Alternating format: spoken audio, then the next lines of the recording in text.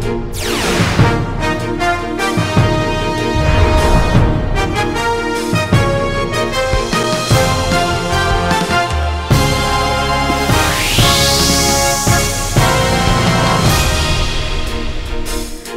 mendesak Jaksa Agung membuka kembali penyelidikan kasus BLBI dan menonaktifkan 2 atasan jaksa Urip Trigunawan. Pemerintah belum bersedia untuk menaikkan harga BBM meski subsidi BBM akibat melambungnya harga minyak mentah dunia terus membengkak.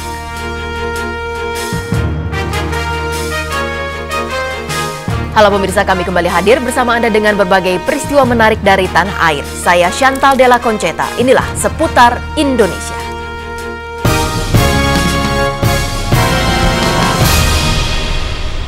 Pengambil alihan paksa sebidang tanah dan rumah di Kecamatan Ilir Barat, Palembang, Sumatera Selatan siang tadi berakhir bentrok. Akibatnya 2 orang luka-luka, sedangkan bangunan rumah langsung dihancurkan dengan alat berat.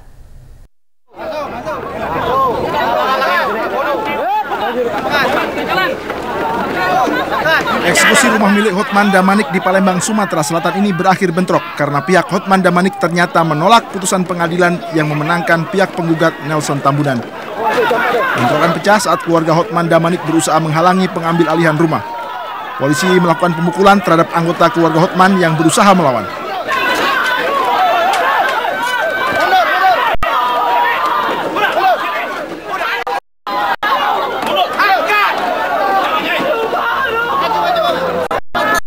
Akibatnya, anggota keluarga Hotman ini pingsan, sementara 1 orang lainnya menderita luka di kepala.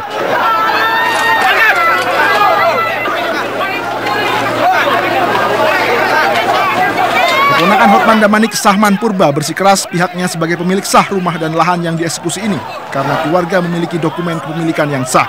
Petugas pengadilan yang diketuai Yulianto, sarjana hukum, langsung meratakan rumah dengan alat berat begitu proses eksekusi selesai dilakukan.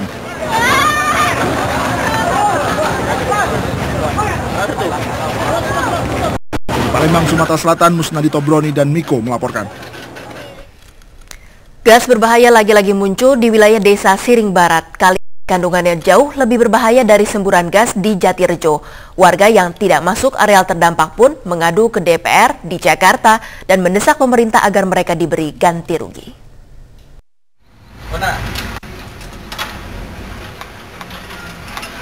Semburan gas ini berada di dalam rumah milik Mirdas, warga Siring Barat, Porong Sidoarjo yang telah ditinggal mengungsi.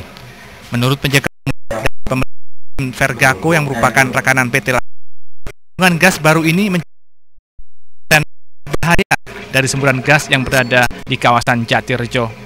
Semburan pertama kali ditemukan di dalam dan sumber kali yang berada di berbeda dengan semburan gas di kawasan Jatirejo. Semburan baru Mirdas ini gembung, namun bau gas terasa sangat menyengat. Saat ini, semburan gas di wilayah Desa Siring Barat semakin parah. Beberapa rumah penduduk mulai dicemari kandungan gas. Kendati tingkat kandungannya berbeda-beda, namun warga kini takut semburan gas bisa menjadi bencana kebakaran sewaktu-waktu. Meski sudah mengancam nyawa penduduk, hingga kini pihak Lapindo belum mengambil tindakan apapun. Di Jakarta, 15 kepala desa korban luapan lumpur Lapindo yang tidak masuk dalam peta terdampak beserta anggota Pansus Lapindo DPRD Sidoarjo Rabu siang mendatangi gedung DPR MPR Jakarta. Wakil Bupati Sidoarjo Saiful Ilah meminta agar pemerintah memperhatikan 15 desa lain yang ikut terdampak tapi tidak masuk dalam peta terdampak. Dari PT Vergaco itu juga menyatakan bahwa daerah itu sudah berbahaya, harus dikosongkan. Apa nilainya itu? 2 aja bahaya, ini sudah sampai 60, 30 berapa itu. Ukurannya dia itu. Ini sangat-sangat bahaya. Harus diungsikan, harus dikosongkan daerah ini. Tapi ternyata ini bapak-bapak dari warga ini, siapa yang bantu kita ini? Kalau kosong saya lari kemana ini loh Pak? Menurut Saiful, nama ke-15 desa ini merupakan hasil dari verifikasi Pansus Lumpur DPRD Sidoarjo yang terdiri dari Bupati, 3 camat, BP2LS, serta para kepala desa. Para kepala desa serta anggota Pansus Lumpur DPRD menuntut desa mereka mendapatkan uang ganti rugi untuk desa mereka yang tidak masuk dalam peta terdampak. Selain itu, Pansus DPRD meminta pemerintah segera menetapkan radius tingkat bahaya yang ditimbulkan oleh luapan lumpur Lapindo. AM Fikri, Suryadi, dan Sony Hermawan melaporkan dari Jakarta dan Sidoarjo, Jawa Timur. Kita ke informasi lain. Setelah Jaksa Urip Tri Gunawan ditangkap KPK, desakan agar penyelidikan kasus BLBI 2 konglomerat dibuka kembali terus menguat. DPR menganggap tertangkapnya Jaksa Urip adalah bukti keputusan Kejaksaan Agung menghentikan penyelidikan kasus BLBI cacat hukum. Apalagi kerugian negara dalam kasus ini mencapai 56 triliun rupiah. Pertanggungjawaban yang saya minta adalah dalam waktu relatif singkat Pak Hendarman berhasil menangkap dan memasukkan ke penjara semua orang yang terlibat di dalam kasus ini, terutama adalah aparat dari Jaksa Agung Hendarman Supanji dicecar anggota Komisi 3 DPR hari Rabu.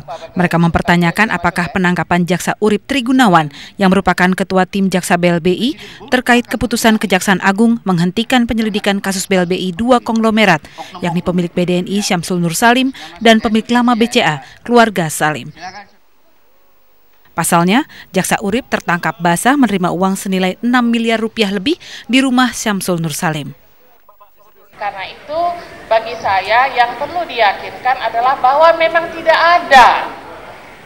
ada hubungan antara tidak ditemukannya unsur perbuatan melawan hukum itu dengan 6,1 miliar yang ditransaksikan. Namun Jaksa Agung menganggap Jaksa Uriplah yang memanfaatkan situasi. Jadi sebetulnya keputusan yang diambil oleh tim 35 disalahgunakan oleh seorang oknum UTG ini. Kesimpulan saya sementara itu, kesimpulan saya. Sekarang kan masih di dalam pemeriksaan oleh KPK. Apakah memang perbuatannya ini berdiri sendiri atau tidak? Uang 6 miliar itu bagi jaksa kan luar biasa banyaknya. Heran saya. Syamsul Nur Salim sendiri dipanggil tidak pernah ada, tidak pernah ketemu. Lu mengapa ini jaksa ini kok bisa jalan ke rumahnya? Ini kan menimbulkan suatu pertanyaan. Jaksa Agung tampaknya masih menganggap rekomendasi tim 35, tim jaksa yang menangani kasus BLBI, tidak terkait dugaan suap Jaksa Urip. Jaksa Agung mengacu pada hasil penyelidikan tim Jaksa BLBI yang menyebutkan kerugian negara triliunan rupiah akibat pengucuran BLBI ke kedua konglomerat ini adalah konsekuensi pemerintahan Habibie menerbitkan MSAA atau Kesepakatan Penyelesaian Utang melalui pengambil alihan aset. Menurut Jaksa Agung, satu-satunya jalan yang bisa ditempuh pemerintah adalah membatalkan MSAA. Apabila terjadi suatu kerugian itu ternyata aset-aset yang dijual itu tidak sama, itu menjadi tanggung jawab pemerintah di dalam MSAA itu. Apabila nanti dijual harganya naik, itu juga merupakan keuntungan pemerintah.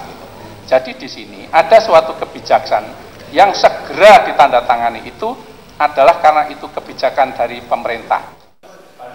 Apapun penjelasan Jaksa Agung, anggota Komisi 3 DPR tetap mendesak penyelidikan kasus BLBI kedua konglomerat itu dilanjutkan. Ada uang 56 triliun rupiah dalam kasus itu. Uang itu adalah kerugian negara atas selisih jumlah BLBI yang dikucurkan kepada kedua konglomerat ini dengan hasil penjualan aset mereka. Apakah uang sebanyak ini hanya akan dianggap sebagai kerugian negara dan dibiarkan hilang begitu saja? Bayangkan jika uang triliunan rupiah ini digunakan pemerintah untuk kepentingan masyarakat, untuk menggratiskan pendidikan, kesehatan, dan subsidi pangan. Mungkin tidak akan ditemui lagi kondisi seperti ini. Tunggal Siregar dan Adi Prastowo melaporkan. Dalam rapat yang masih berlangsung di DPR, Komisi 3 DPR juga meminta dua atasan Jaksa Urip Tri Gunawan dinonaktifkan. Mereka adalah Jaksa Agung Muda Pidana Khusus Kemas Yahya Rahman dan atasan langsung Jaksa Urip Direktur Penyidikan Tindak Pidana Khusus M. Salim. Sejumlah anggota DPR menganggap penonaktifan harus dilakukan sebagai bentuk tanggung jawab Kejaksaan Agung dan untuk melancarkan pemeriksaan Jaksa Urip. Namun Jaksa Agung menegaskan penonaktifan masih menunggu hasil pemeriksaan KPK. Sementara M. Salim yang juga hadir dalam rapat ini memprotes usulan DPR. Itu kan berkembang banyak usulan. Ada yang nonaktif, ada yang mengatakan Pak Arbab tadi tiada hukuman tanpa kesalahan. Ya kita lihat prosesnya dulu.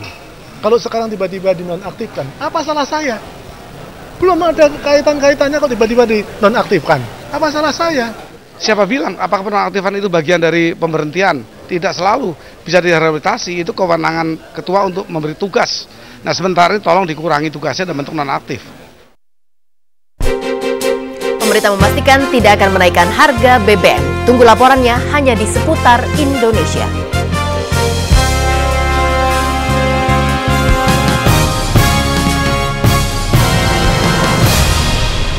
Usulan sebagian kalangan agar pemerintah menaikkan harga BBM daripada menerapkan program pembatasan sepertinya belum akan dijalankan pemerintah. Menteri Koordinator Perekonomian Budiono mengakui harga minyak dunia telah melampaui nilai asumsi pemerintah. Namun Budiono mengatakan harga BBM dalam negeri belum akan dinaikkan.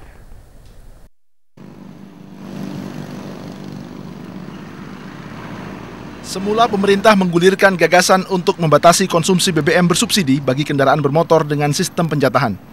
Namun ide ini ditentang banyak pihak termasuk sebagian anggota DPR yang duduk di panitia anggaran karena dianggap tidak efektif dan rawan penyimpangan. Untuk menghemat subsidi BBM yang membebani anggaran negara, lalu muncul gagasan agar harga BBM dinaikkan antara 5 hingga 10%. Namun Menteri Koordinator Perekonomian Budiono menegaskan saat ini pemerintah belum berencana menaikkan harga BBM.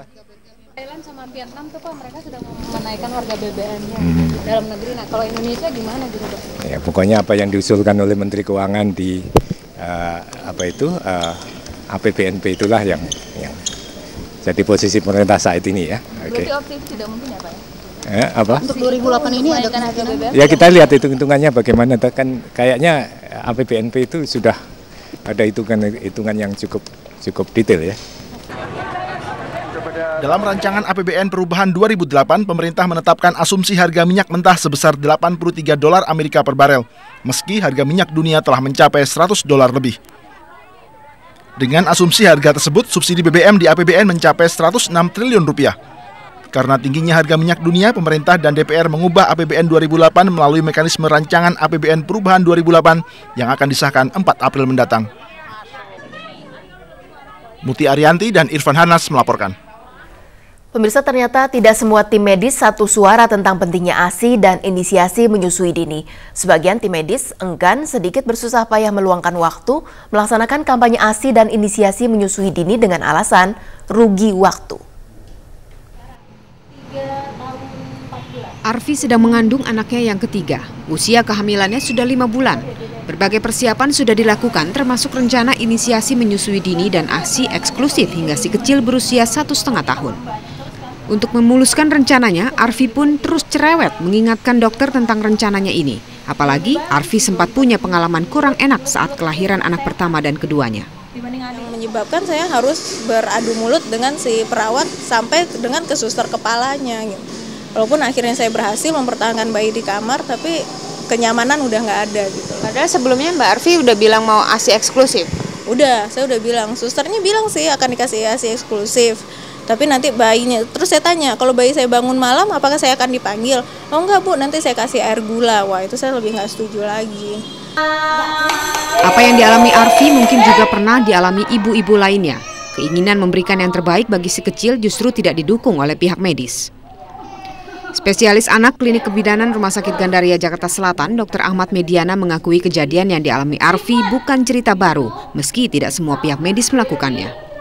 Inisiasi menyusui dini harus dilakukan, mau pakai permintaan atau enggak terserah. Dan yang saya mohon maaf, saya dokter gitu ya. Kadang-kadang dokternya juga, waduh repot nih waktunya. Kadang-kadang itu memerlukan waktu, itu kan 20 menit, 30 menit gitu. Itu asik sendiri bayinya itu. Nah ada yang buru-buru dokternya atau apa segala macam kayak gitu-gitu. Mungkin itu bisa terjadi juga. Meski demikian, Dr. Ahmad menilai inisiasi dini dan ASI eksklusif adalah mutlak bagi setiap ibu yang baru melahirkan. Pengalaman Arfi dan pernyataan Dr. Ahmad bisa menjadi indikator bahwa komitmen pihak medis terhadap pentingnya ASI, terutama inisiasi menyusui dini, masih harus dipertanyakan kembali. Artinya, sampai semua pihak medis tergugah hati nuraninya, para ibu yang baru melahirkan terpaksa harus terus mengingatkan sang dokter dan perawat-perawatnya bahwa saya mau IMD dan ASI eksklusif. Denta Mirakusuma dan Gatot Imam melaporkan. Benarkah unjuk rasa bisa menjadi ajang mencari nafkah? Seputar Indonesia segera kembali.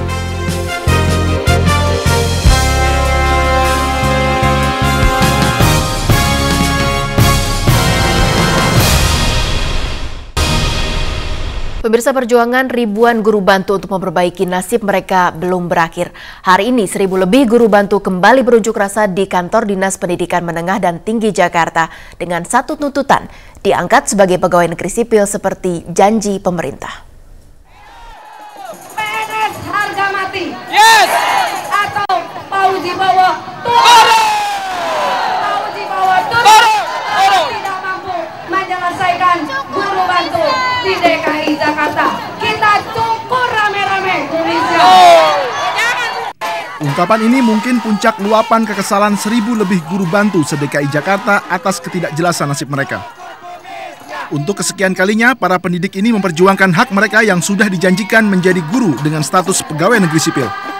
Dasar hukum mereka jelas, Peraturan Pemerintah Nomor 43 Tahun 2007 bahwa semua guru bantu harus diangkat menjadi calon PNS sampai tahun 2007.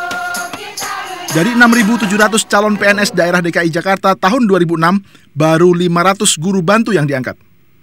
Menanggapi tuntutan para guru bantu ini, Kepala Dinas Dikmenti DKI Jakarta Margani menyatakan sulit mengangkat seluruh guru bantu yang ada di Jakarta karena sebagian besar mereka mengajar di sekolah swasta.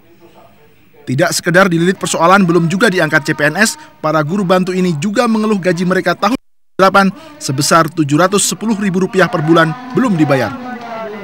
Eko Budi Utomo melaporkan. Komisi 11 DPR hari ini menggelar rapat dengar pendapat dengan para pengamat ekonomi untuk menghimpun masukan dari masyarakat seputar pemilihan calon gubernur BI. Di luar gedung, sebuah unjuk rasa digelar untuk memprotes dugaan suap terkait proses pemilihan calon gubernur BI tersebut.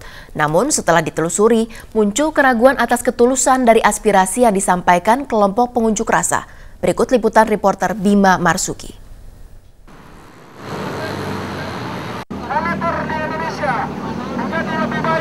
Aksi unjuk rasa ini berlangsung Rabu pagi di depan gedung DPR MPR Senayan, Jakarta Pusat.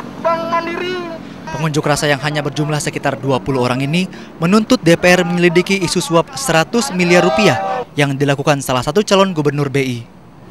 Mereka menegaskan isu suap ini sangat menyakiti hati rakyat Indonesia. Namun benarkah puluhan pemuda ini berunjuk rasa atas nama rakyat?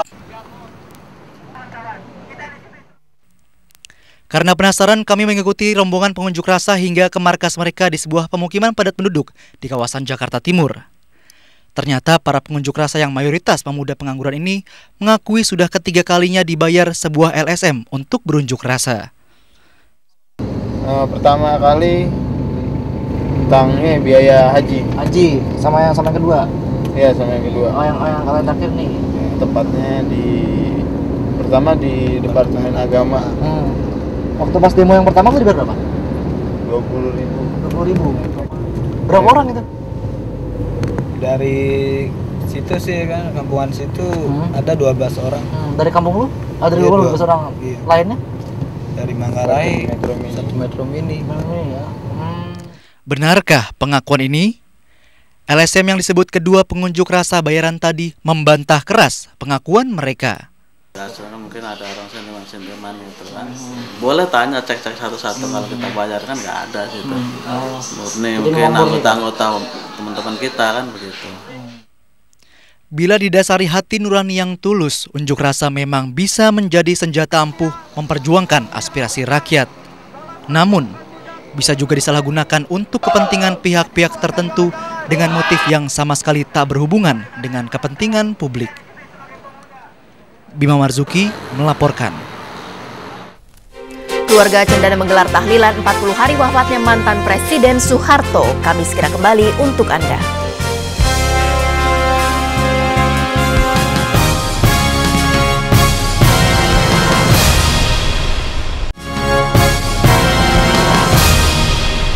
Pemirsa, hari ini tepat 40 hari mantan Presiden Soeharto wafat. Jika Anda pengagum Pak Harto, Anda pun bisa turut serta dalam acara tahlilan almarhum Pak Harto.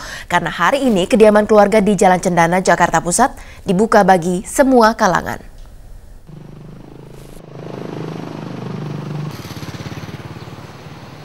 Suasana persiapan acara tahlilan 40 hari mendiang mantan Presiden Soeharto sejak Rabu siang mulai dilakukan. Persiapan dimulai dari penutupan dan penjagaan di sepanjang Jalan Cendana, mulai dari arah Jalan Tanjung hingga Jalan Tugu Umar. Dari kedua lokasi ditempatkan masing-masing akses satu pintu bagi para tamu. Di tengah kegiatan terlihat anak, cucu, dan mantu mantan Presiden Soeharto seperti Mami dan Lulu Tobing ikut mengatur prosesi persiapan acara. Kerabat almarhum Pak Harto, Letnan Kolonel Igustinho Manswedan mengatakan keluarga Cendana membuka pintu bagi semua kalangan untuk mendoakan almarhum. Windy Indriani melaporkan. Seputar Indonesia 5 Maret 2008 berakhir di sini. Terima kasih telah bersama kami. Saya Chantal Della Conceta. Sampai jumpa.